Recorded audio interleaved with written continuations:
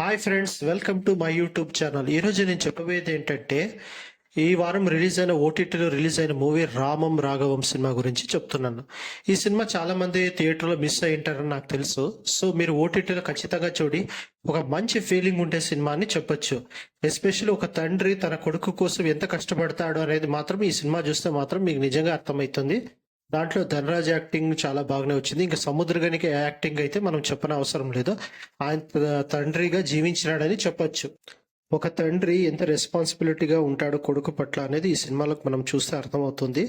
తన ప్రేమను చూపించకపోవచ్చు, కానీ అయితే తన రెస్పాన్సిబిలిటీ మాత్రం ఎప్పుడు మర్చిపోడు అనేది ఈ సినిమాలో చూస్తే మాకు అర్థమవుతుంది. దాంట్లో ఎస్పెషల్లీ సముద్రకని గారు అయితే భలే యాక్ట్ చేస్తున్నారని చెప్తున్నాను. సో ఇది ధనరాజ్ గారు నిర్మించిన సినిమా చాలానే బాగుంది. మీరు కూడా ఒకసారి ఓటీటీలో ఈ సినిమా చూడండి. ఇది వచ్చేసి ఈటీవీ మరి సన్ నెక్స్ట్ లో కూడా ఉంది. థ్యాంక్స్.